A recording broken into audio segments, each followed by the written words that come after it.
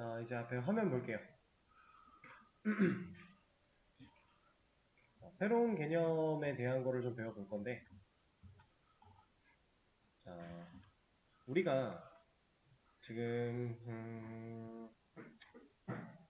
얘 가지고 해도 되고, 다른 걸 가지고 해도 되는데, 이거 그냥 첫 번째 문제 가지고 할게요. 자, 정답 올려드렸거든요. 첫 번째 문제 정답 가져와서, 여기서 설명을 드리도록 하겠습니다. 이걸로. 왜냐면 첫 번째 문제가 이 밑에 상황은 더 적기 때문에, 위에는 좀 더 많아도, 이거 가지고 얘기를 드리도록 하죠. 정답을 저처럼 이제 복사해서 가지고 오시면은 여기에 앱스트랙트가 이미 쓰여져 있어요. 이런 것들을 좀 하나하나 알아볼 건데, 자, 잠시만요. 자, 다시. 자, 지금 이 상태를 좀 만들어 놓고 보겠습니다. 정답을 똑같이 만약에 긁어오시게 되면은 이 상태가 아닐 텐데, 그럼 그렇게 긁어오신 분들은 그냥 화면을 봐주시면 되고요. 아니면 저처럼 이 상태를 만들어 놓으신 분들은 본인 코드도 같이 적용을 시켜가면서 보셔도 돼요. 자, 지금 음식점 클래스에 있는 이 주문이라고 하는 메서드는 왜 있는 거예요? 존재 의미가 뭐예요? 얘가 없어지면 어떻게 되죠? 얘네들이 상속을 받지 못하겠죠. 오버라이딩을 못하겠죠. 그러면 위에서 음식점 타입으로 연결된 이 객체들은 기능을 누를 수 있는 게 없겠네요, 버튼을. 그죠? 그래서 지금 얘는 실질적으로는 아무 일도 하고 있지 않지만 버튼을 유지하기 위해서 실제로 버튼 유지용으로 반쪽짜리 메서드가 만들어진 거예요. 기능이 없는. 얘는 이 안쪽에서 어떤 기능을 수행을 할지라도 여기다가 그 어떤 코드를 아무리 많이 넣어 놓을지라도 여기 이 안에 있는 내용은 실행을 안 할 거잖아요. 그쵸? 왜냐면 오버라이딩 된 녀석들이 일을 할 거니까. 본질만 갖고 있는 거예요. 그죠?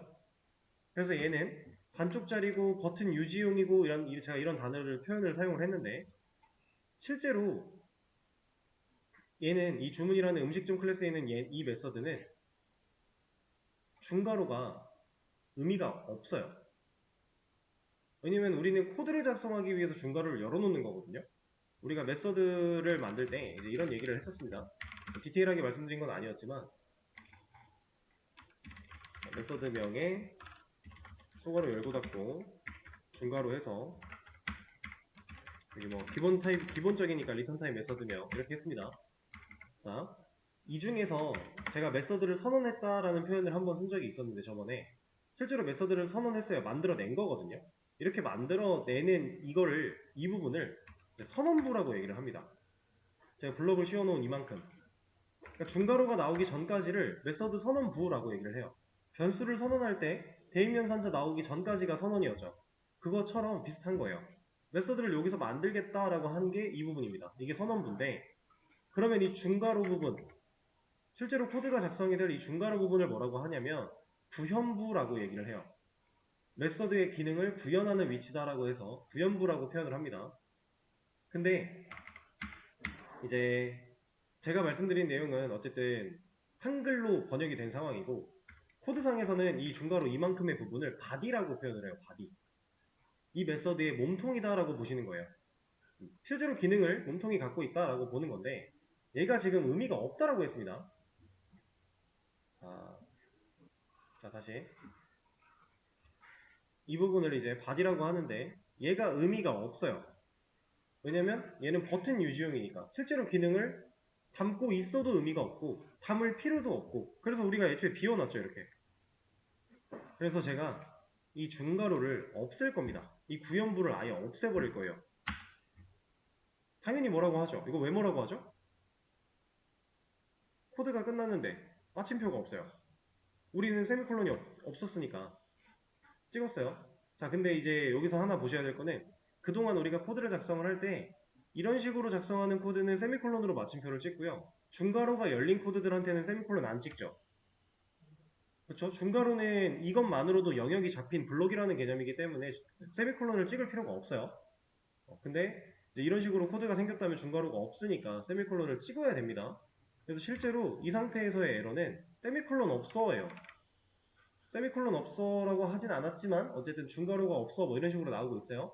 결과적으로 세미콜론이 없어서 에러가 난 거고, 자, 세미콜론을 찍었더니 얘는 또 뭐라고 해요. 이거 왜 뭐라고 하는지 가보면, 자, this method requires a body instead of a semicolon이에요. 이거 대충 직역하면 이거거든요. 이 메서드는 세미콜론 대신에 바디가 필요해 라고 하는 거예요. 직역하면 그런 느낌입니다. 근데 실제로 그 내용이 맞아요. 그래서 첫 번째 퀵픽스가 add body예요. 이걸 눌러보면 다시 중괄호를 만들어 줍니다. 근데 이거 지금 필요가 없어서 제가 세미콜론 찍은 거죠. 이게 문법적으로 안 되는 게 아니라 되는 건데, 이걸 허용하기 위해서는 키워드가 하나 필요한 거예요. 그 키워드가 뭐냐? 자, 에러 내용을 봤을 때 두 번째 거 픽픽스 부분 체인지 바꿔줄게. 음식점 클래스에 있는 음식점 리모컨에 있는 주문이라는 이 녀석을 앱스트랙트로 바꿔줄게 라고 하고 있어요. 자, 얘를 눌러보면 이 메서드의 앞에 앱스트랙트가 와서 붙습니다. 근데 여기도 같이 붙었죠. 그쵸? 자, 퀵픽스를 사용하면 이렇게 같이 붙는데, 제가 이 부분을 지워볼게요. 여기만 추가를 해볼게요. 앱스트랙트. 이거 뭐라고 해요? 왜 뭐라고 하는지 가보면, 더 타입 음식점. 이 음식점 타입은 must be래요. must be. 가져야 된대요. 무조건. 뭐를? 앱스트랙트 클래스가 되어야만 한대요. 앱스트랙트 메서드가 정의되어 있기 때문에 얘는 무조건 앱스트랙트 클래스여야만 해 라고 하고 있어요. 그 얘기를 하고 있는 겁니다. 그래서 make type 음식점 abstract가 들어가 있어요. 앞에 abstract를 붙이지 않으면 이 녀석을 붙여야만 허용이 된다라고 하는 건데, 지금 보고 계시는 이 abstract라고 하는 단어는요, 추상입니다. 추상. 근데 여러분들이 OOP의 특징에서 봤던 그 추상화 있죠? 그거랑은 살짝은 달라요. 거기서 말하고 있는 추상화와 지금 여기서 말하는 추상은 조금 다릅니다. 자, 여기서 말하고 있는 추상은 버튼 유지용 정도라고 생각을 하시면 되고요.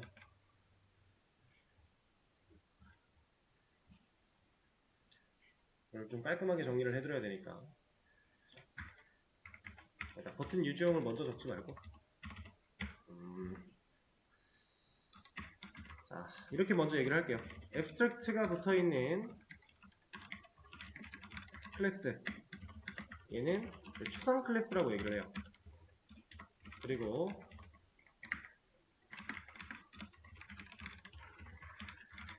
앱스트랙트가 붙은 메서드는 추상 메서드라고 얘기를 합니다.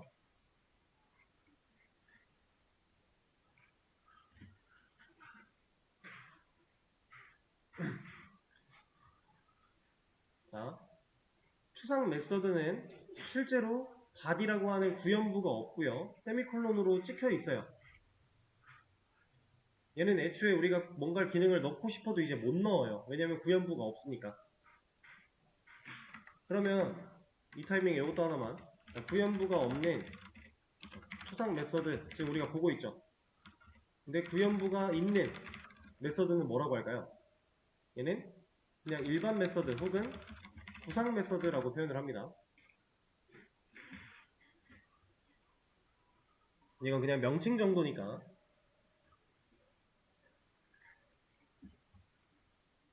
근데 여기서 우리가 메서드가 구연부가 없었기 때문에 얘가 지금 추상 메서드가 됐기 때문에 앱스트랙트를 붙였어요. 근데 얘를 붙였더니 얘가 무조건 추상 클래스가 돼야만 한대요. 이 이유는 이겁니다. 추상 메서드를 하나 이상 가진 클래스는 무조건 추상 클래스여야만 한다. 이런 조건이 있어요.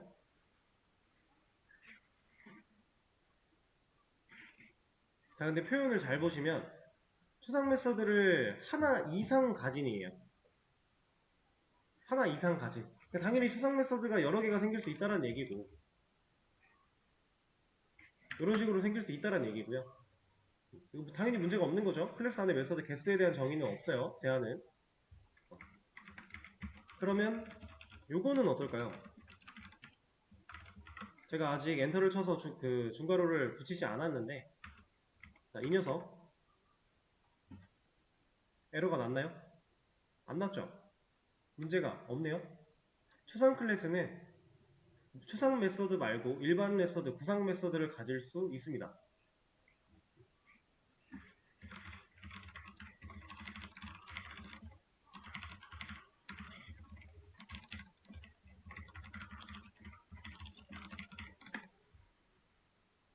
문제가 없어요, 실제로.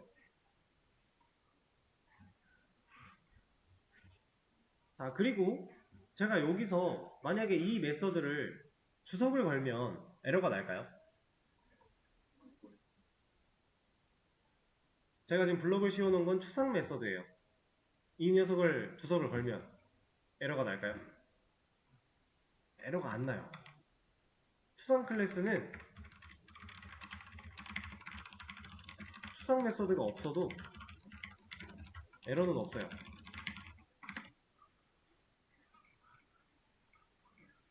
근데 반대로 추상 클래스가 아니라 일반 클래스인데 추상 메서드를 가질 수는 없어요. 조건이 조금 까다롭게 느껴질 수 있겠지만 사실상 별거는 아닙니다. 그냥 추상 메서드가 하나라도 존재한다. 그러면 일단 그 클래스는 추상 클래스가 되어야 돼요. 그게 가장 두드러지는 특징이고요. 그거 말고는 그냥 기존에 우리가 사용하던 방식들을 웬만하면 비슷하게 다 쓸 수 있다는 얘기예요. 자, 그러면 제가 아까 추상 메서드를 두 개를 만들어도 상관이 없다라고 했습니다. 메서드의 개수에는 실제로 문제가 없으니까. 근데 이거 했더니 이제 밑에서 에러 났죠. 이 에러가 왜 났는지 한번 유추를 해볼까요?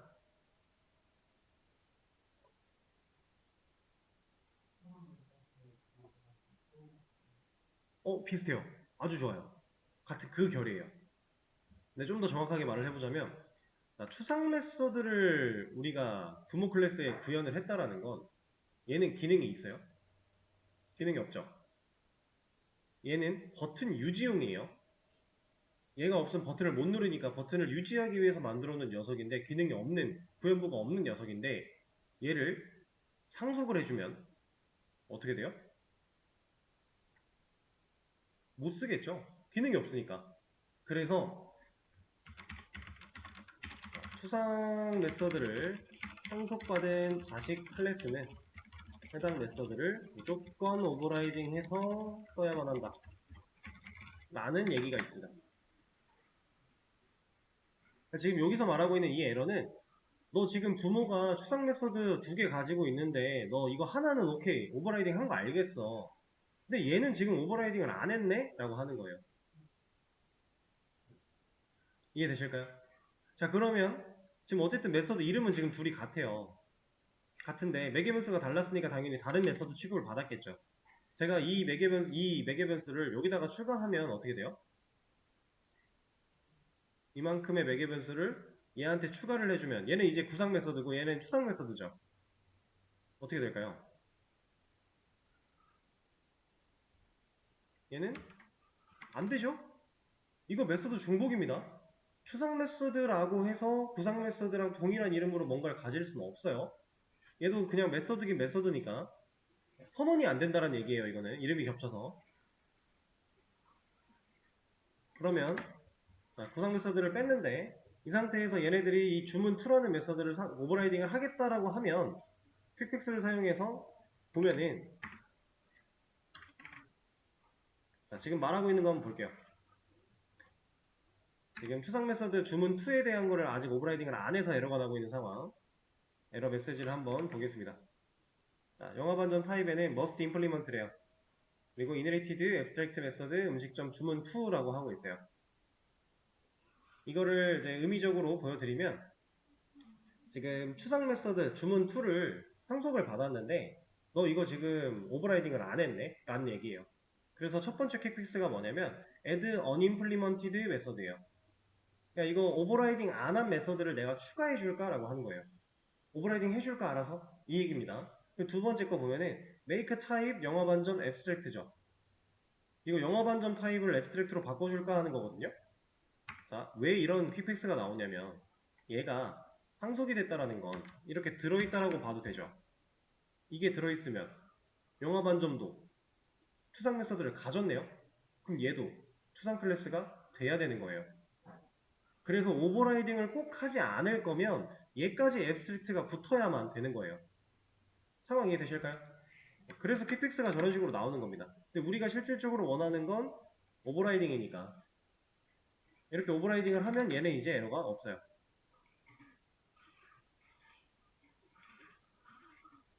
자, 지금 추상 클래스, 추상 메소드에 대한 개념들을 배우고 계시는데, 자, 그럼 이쯤에서 요거 한번 생각해 볼게요. 추상 클래스, 지금 이제 막 배웠습니다. 우리가 버튼 유지용으로 부모 클래스에 남겨놓는 이런 메서드들은 그러면 이제 앞으로 무조건 추상 메서드로 만들어야 되고, 추상 메서드가 들어가니까 무조건 추상 클래스로 만들어야 되고, 이게 맞을까요? 이게 정말 필수 요소였다면 우리가 지금 얘를 배우지 않았겠죠. 상속을 배울 때 애초에 같이 배웠을 거예요. 근데 상속 한참 뒤에 지금 와서 얘를 배우는 이유가 필수는 아니라는 거예요. 얘는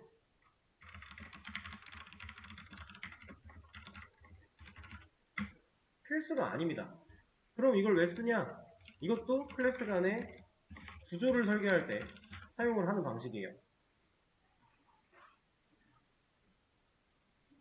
그리고 약간의 의사표시 정도라고 생각을 하실 수 있습니다. 사실 조금 억지를 부리는 얘기지만 제가 상황 가정을 하나 해보자면,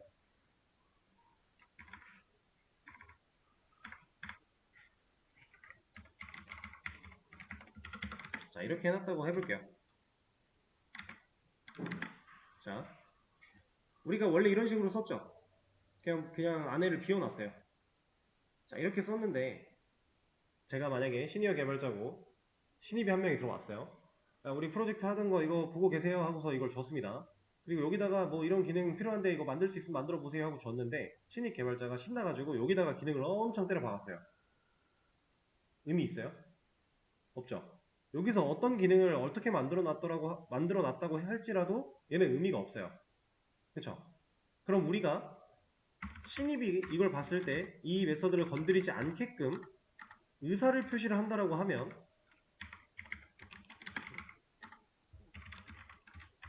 얘는 건드리지 마세요, 이런 식으로 쓸 수 있겠죠? 주석이니까, 이거는 코드로 안 읽히니까 의사 표시할 수 있습니다. 우리가 그냥 코멘트를 달아놓는 거예요. 근데 이 코멘트를 이걸로 달면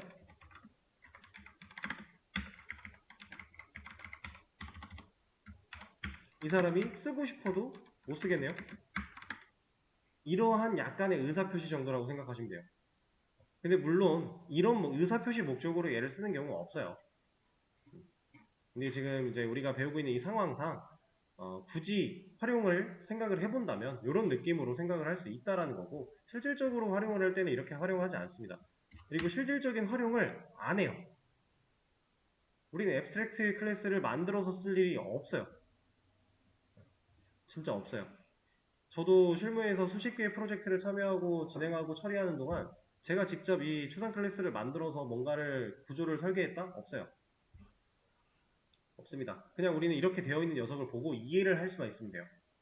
분석용이에요. 지금 이 지식은 분석할 때 쓰는 용도인데, 뭐 당연히 일반 메서드 같은 거 가질 수 있으니까 우리가 생각하는 변수 같은 것도 똑같이 가질 수 있어요. 뭐 이런 거 가능합니다. 그리고 뭐 생성자 같은 거 가능할까요?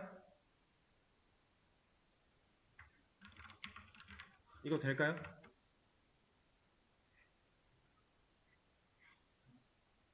얘는 이건 안 돼요. 이거는 제가 이렇게 말씀드릴게요. 이거 말고 이걸로 보여드릴게요. 생성자를 제가 안 된다고 얘기를 한 이유가 뭐였냐면, 지금 음식점이라고 하는 클래스는 지금 추상 클래스가 됐어요. 얘는요,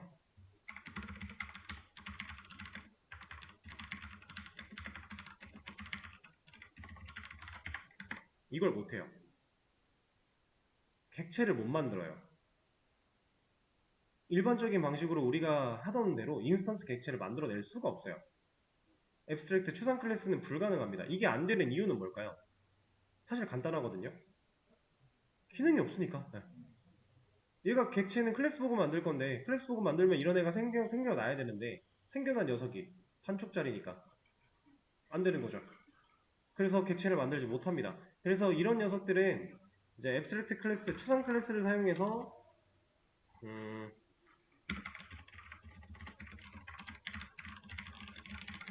객체를 만들 수 없다. 근데 무조건 없다는 아니고요. 익명 객체라고 하는 개념을 사용해서 사용이 가능하기는 해요. 객체를 만들어낼 수 있고요.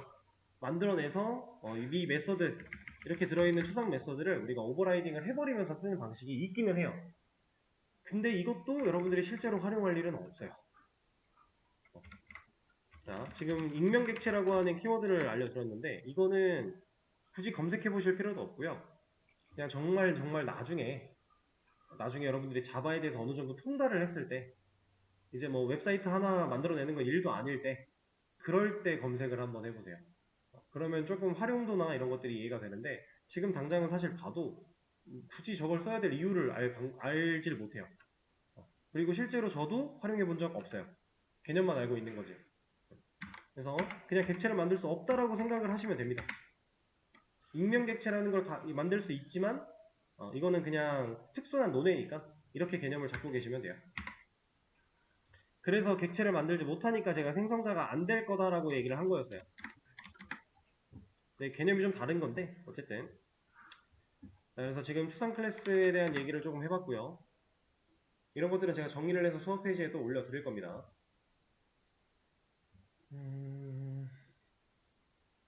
자, 실수가 아니었고 고조 설계 용도였고 객체 못 만들고 오버라이딩 해야 되고 기본적인 추상 클래스 내용들은 다 얼추 나왔는데 이번엔 이런 거 하나 볼까요?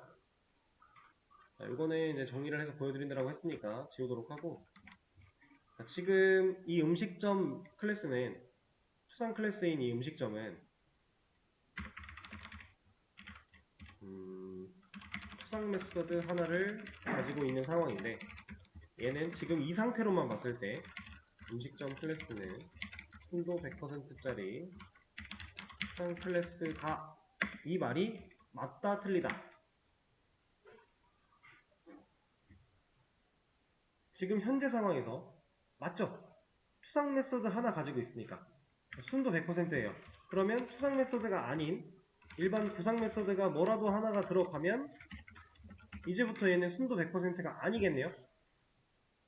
그쵸?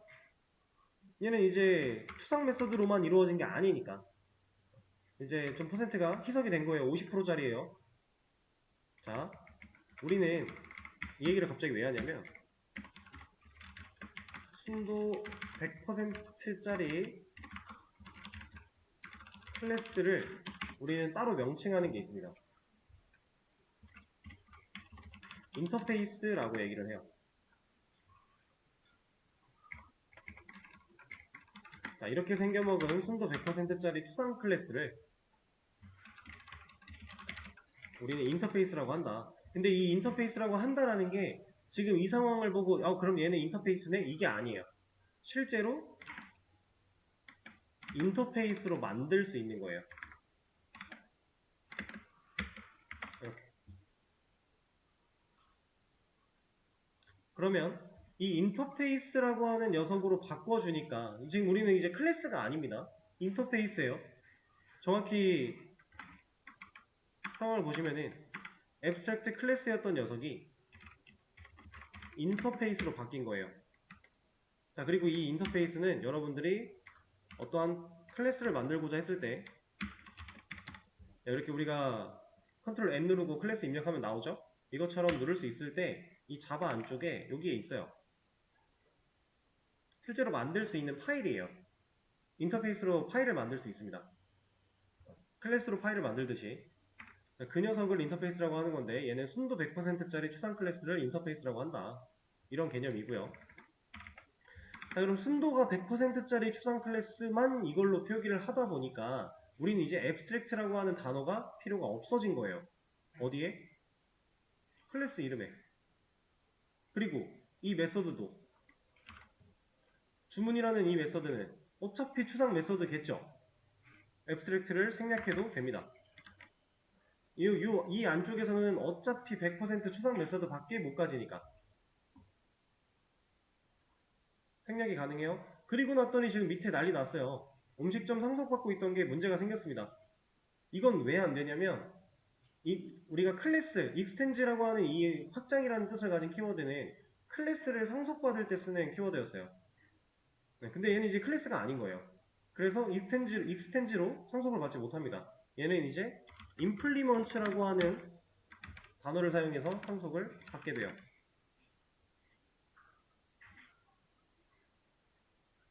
implements. 자, 그랬더니 아직 뭐라고 하고 있는데, 자, 이거는 왜 뭐라고 하는 거냐면 이거는 그냥 암기하셔도 좋습니다. 우리가 인터페이스를 implements를 사용해서 상속을 받으면요, 그렇게 상속받은 녀석을 오버라이딩해서 쓸 때 얘는 무조건 퍼블릭이어야 돼요. 이 퍼블릭이 있어야 돼요. 그래서 에러가 났던 겁니다. 이거는 뭐 의미를 너무 알려고 안 생각하셔도 돼요. 그냥 이렇게 쓰는 거구나. 실제로 에러 메시지도 그거에 대해서 얘기를 하고 있었고, 퍼블릭을 만들어주면 됩니다. 사실 추상 클래스를 쓰나 인터페이스를 쓰나 별반 차이가 없어 보이죠? 별반 차이가 없는데, 어차피 추상 메서드를 사용할 때 쓰는 거라 별반 차이는 없어 보이는데, 실질적으로 개발자가 직접 만들면서 쓰는 건 인터페이스예요. 제가 추상 클래스는 한 번도 만들어 본 적 없다고 했지만 인터페이스는 많아요. 얘는 많습니다. 얘를 만들어 쓰는 이유가 예전에는 좀 의미가 있었는데 요즘에는 사실 많이 하진 않아요. 생략하는 프로젝트도 많지만 의미 자체로는 이 메서드 아니다, 이것까지는 들어가지 말죠. 그냥 이제 MVC라고 하는 패턴을 예전 방식으로 사용을 할 때 이 인터페이스라는 걸 사용해서 꼭 뭔가를 처리하는 게 있었어요. 그냥 그 정도로만 이해를 하셔도 무방합니다. 요즘에는 많이 사용하진 않기 때문에. 근데 대신 이렇게 만들어져 있는 녀석들을 우리가 또 보면서 분석은 할 수 있어야 돼요. 자, 그러면 인터페이스랑 추상 클래스랑 다른 점은 이것뿐일까요? 순도 100%짜리라고 하는 이 특징뿐일까요? 얘는 또 다른 방식이 없을까요? 상속받을 때 임플리먼트 쓰는 거? 이것도 차이고, 이거 말고 또 얘는 일반 변수를 못 만들어요. 애초에 우리가 변수를 이렇게 만들면요, 지금 변수가 선언됐을 때 이 형태가 우리가 일반적으로 만들던 변수랑 형태가 좀 다르지 않나요? 우리가 일반적인 전역 변수를 만들어내면 이런 데서 변수를 만들면 이렇게 만들어지잖아요. 지금 이건 일반적으로 쓰는 전역 변수 필드였고 얘는 약간 누운 데다가 글자가 좀 두껍죠. 자, 그냥 글자가 눕기만 한 거는 스태틱이에요.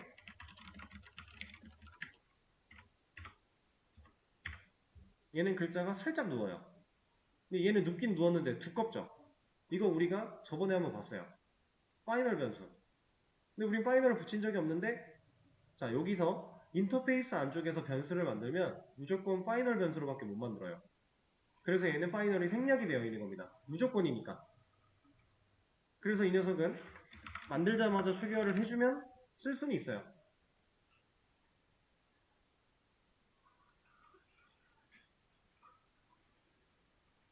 자, 인터페이스는 일반적인 변수를 가지지 못한다. 수상 메서드 그리고 상수만 만들 수 있다 라는 개념. 그리고 얘도 클래스 간의 구조를 설계할 때 사용을 하는 거고요. 그리고 순도 100%짜리 추상 클래스고 상속받을 때 임플리먼트 쓴다 라고 하는 개념. 요 정도 특징이 있습니다. 자, 이거는 그냥 간단하게 하나만 말씀을 드릴게요. 이 인터페이스라고 하는 말 자체가 이제 실질적으로 요 상황 말고도 우리가 일상생활에서 인터페이스라는 말들을 쓰는 곳들을 보면은 어떠한 틀이에요, 틀. 뭐 그래픽 유저 인터페이스라고 해서 GUI라고 하죠. 화면단을 얘기를 하는 건데 그런 것들도 보면 유저가 사용할 수 있게 만들어져 있는 틀을 얘기하는 겁니다. 근데 여기서 쓰는 이 인터페이스도 그런 뜻이에요. 얘네들은 기능을 가지고 있지 않아요. 값을 변화시킬 수 없어요. 그냥 이거 있는 그대로 이 모양 그대로 가져다가 써야 돼요. 대신에 틀을 제공하는 클래스다라고 해서 인터페이스라는 이름을 가지고 있어요. 이 정도로만 얘기를 하죠.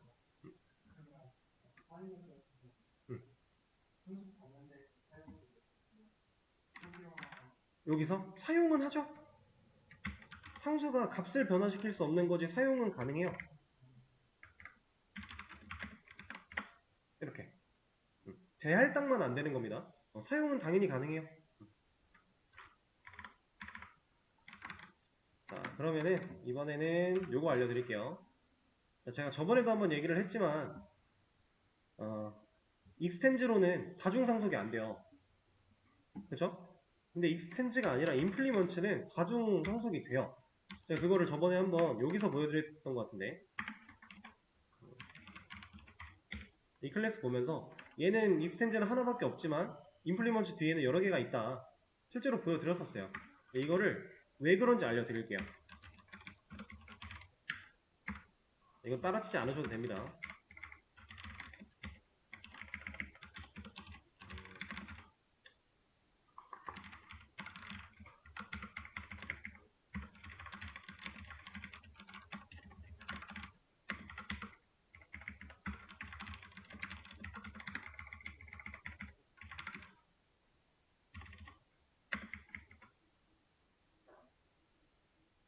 음, 음.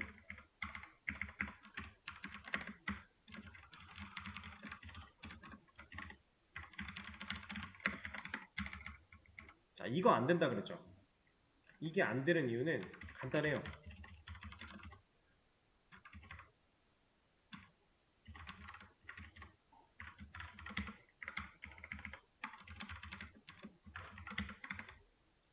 자, 만약에 이 칼이라고 하는 클래스가 이렇게 다중상속을 받을 수 있었다면 이 칼 클래스가 상속받은 A라는 메서드는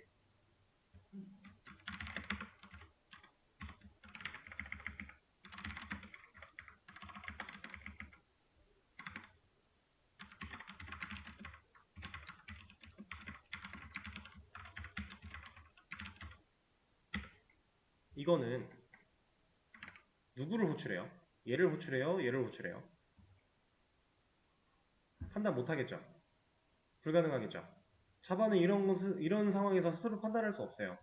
애초에 그래서 변수도 값을 하나밖에 못 가지잖아요.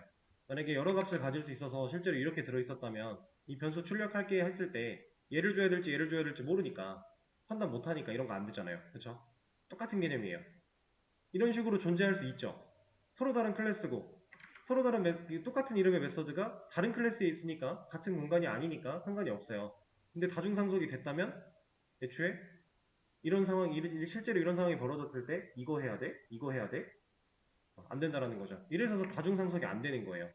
근데 지금 클래스가 아니라 인터페이스면 다중상속이 가능하다라고 제가 말을 했잖아요.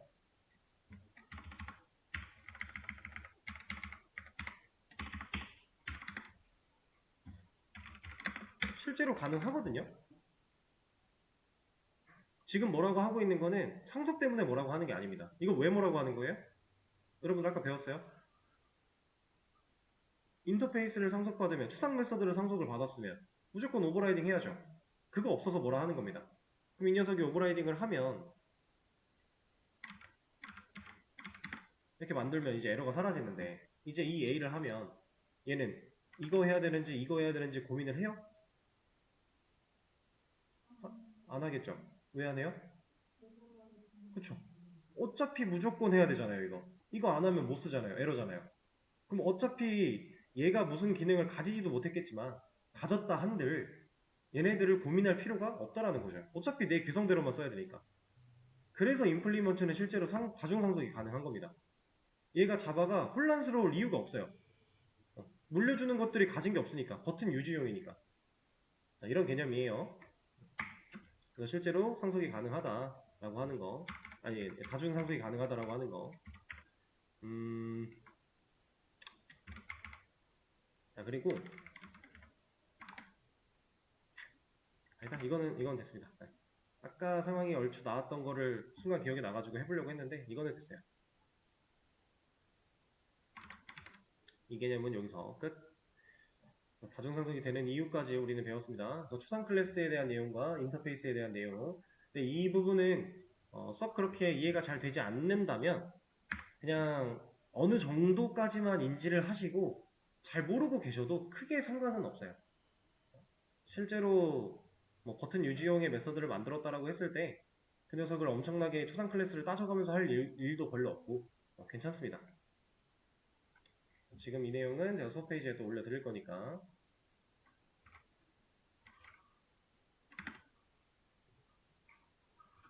새로 고침을 해보시면은 정리한 내용이 올라갔을 거예요. 간단하게.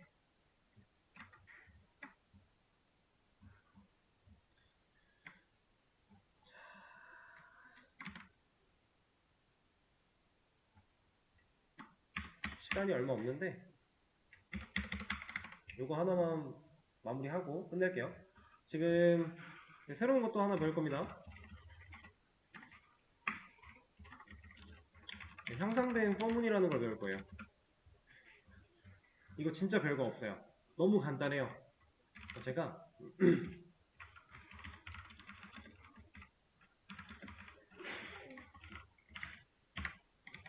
배열을 하나 만들어내요. 그리고 나서 그냥 포문을 사용해 볼까요?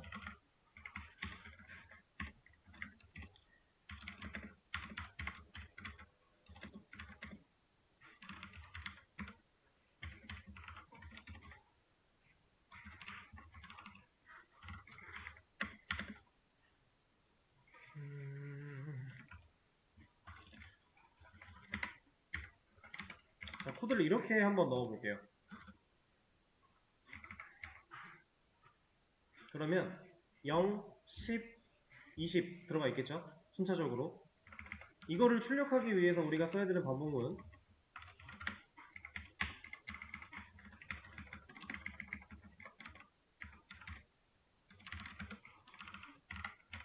자, 이렇게 쓸 수 있습니다. 이게 우리가 배웠던 일반적인 반복문이에요. 그래서 여기선 값을 넣는 거고 여기선 출력하는 거, 그죠? 자, 이 녀석을 지금 넣는 행위는 그냥 넣는 행위로만 봐주시고 값을 출력하는 이 행위를 제가 향상된 포문으로 바꿔볼 거예요.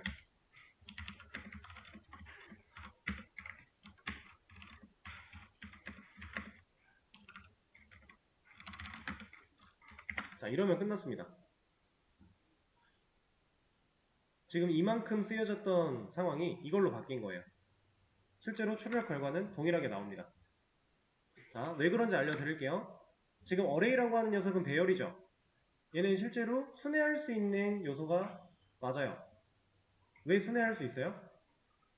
이 인트 배열 안에는 인트 값만 들어있죠. 그쵸? 막 사용자 정의 객체처럼 스트링 들어있고 인트 들어있고 이렇게 뒤죽박죽 아니고 그냥 규칙적으로 인트 값만 이렇게 차곡차곡 들어가 있는 거잖아요. 그쵸? 이런 녀석들은 순회를 할 수 있습니다. 동일한 데이터 타입으로 쭉 복수개의 데이터가 채워져 있는 이런 배열이라던가 나중에 이제 우리 리스트라는 걸 배울 건데 이건 나중도 아니에요. 얼마 안 남았어요. 내일인가 할 것 같은데 이런 녀석들을 쓰게 되면 순회할 수가 있어요. 순회라는 건 처음부터 끝까지 돌아보는 걸 의미해요. 그게 순회를 할 수 있는 이런 배열 객체인데 이 녀석은 얘는 int i라는 변수를 가지고 i 값이 변화하면서 해당 인덱스 번호를 불러내면서 처리를 하고 있죠. 자, 근데 얘는 array라고 하는 이 배열 객체가 가지고 있는 녀석을 첫 번째 0번부터 마지막 몇 번인지 관심 없어요. 그냥 마지막까지 반복문 한 번 돌 때마다 이 n이라는 변수의 값을 꽂아요. 그러니까 이 향상된 포문을 사용해서 지금 상황을 보면 array라고 하는 녀석은 방 3칸짜리니까 0번, 1번, 2번 이렇게 방을 가지고 있잖아요. 그럼 0번 방에 있는 값을 첫 번째 반복문 상황에서 int n이라는 변수에 꽂아요. 그리고 출력하는 거예요. 그리고 올라갑니다. array가 아직 인덱스가 남았어요. 1번 방에 있는 걸 n에 꽂아요. 그리고 출력해요. 그리고 또 돌아요. 2번에 있는 걸 꽂아요. 출력해요. 또 돌았는데 더 이상 얘가 남은 게 없죠. 그럼 그때 탈출해요. 일반적인 포문보다 더 간편하게 순회할 수 있는 반복문을 쓰는 방법입니다. 향상된 포문. 자, 근데 이걸 아무 때나 쓸 수 있느냐? 아니요. 얘는 순회할 수 있는 요소 가지고만 할 수 있어요. 자, 지금 말하고 있는 순회할 수 있는 요소라는 건 타입이 중요한 게 아닙니다. 이게 중요한 게 아니에요. 얘 가능해요. 대신에 여기가 이제 스트링들밖에 안 들어있을 거니까 스트링으로 맞춰줘야 되는 거고 제가 안 된다라고 하는 거는 이런 겁니다. 여기에는 A가 들어갈 수 없어요. 얘는 순회할 수 있는 요소가 아니니까 값 하나짜리잖아요. 이런 걸 의미하고 있는 거예요. 여기가 int가 돼도 뭐 안 됩니다. 이거는 그러니까 배열이나 리스트 같은 거 그런 걸 사용할 때 이제 향상된 포문을 사용해서 조금 더 편하게 작업을 할 수 있다라는 개념이고 근데 단점이 있어요. 어떤 단점이 있냐면 얘는 0번부터 끝날 때까지 알아서 돌아준다 그랬죠. 이걸 역순으로 바꾸질 못해요. 그래서 만약에 우리가 역으로 순회를 해야 되는 상황이 온다면 그때는 향상된 포문으로 못합니다. 그냥 이거 가지고 해야 돼요. 여기서 길이 마이너스 1 주고 여기서 0을 향해 갈 수 있게 마이너스 진감연산자를 감으로 준다면 우리 역순을 할 수 있어요.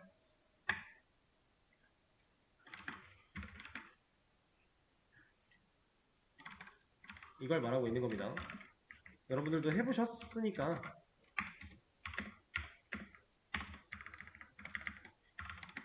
이렇게 한다면 이제 역순으로 값이 나올 거잖아요. 이렇게 위에 거는 얘 때문에 정순, 얘는 역순. 이걸 못해요. 향상된 포문은. 이 차이밖에 없어요. 그냥 순회하는 상황에서는 그냥 포문으로 이렇게 돌리나 우리가 향상된 포문을 사용하나 다를 게 없습니다. 훨씬 편하죠? 자, 그래서 여기서 이제 주의하실 사항은 딱 이거 하나밖에 없습니다. 자, 내가 순회하고자 하는 요소를 이 자리에 넣는 거고요. 이 앞에는 순회할 때마다 꽂힐 값의 변수를 넣어주는 거예요. 이 변수에서 제일 중요한 건 타입이겠죠? 얘가 인트 배열이니까 인트 변수가 오는 거고, 스트링 배열이면 스트링 변수가 와야 되고, 만약에 뭐 좋을까?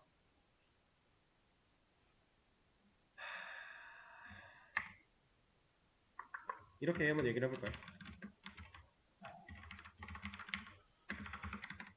당연히 없지만, 데이터 같은 거 의미 없지만, 그냥 상황만 놓고 보자면,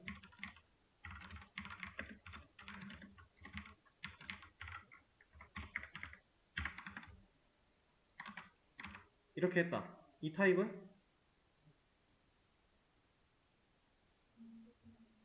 이거 테스트 돼야죠. 테스트밖에 못 가지잖아요.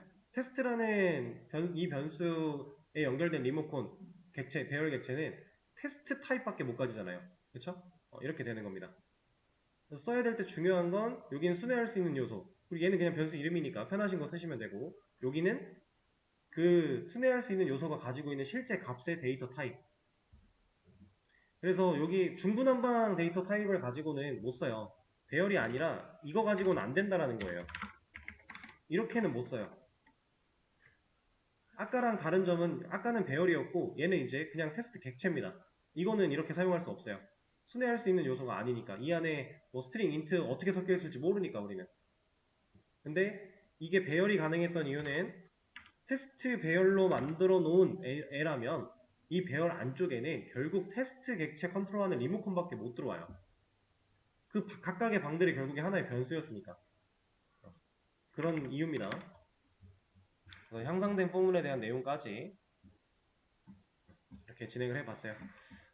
자, 오늘 조금 문제도 좀 어려운 문제를 풀고 개념도 새로운 것도 좀 배우고 하다 보니까 좀 어렵게 느껴지셨을 수 있는데 괜찮습니다. 실제로 엄청나게 활용하는 개념들은 아니고 이 개념을 조금은 부족하게 잡고 계시더라도 인지 정도만 하셔도 문제가 없는 상황들이니 네. 그러면 오늘 수업은 여기서 마무리를 하도록 할게요. 고생하셨습니다.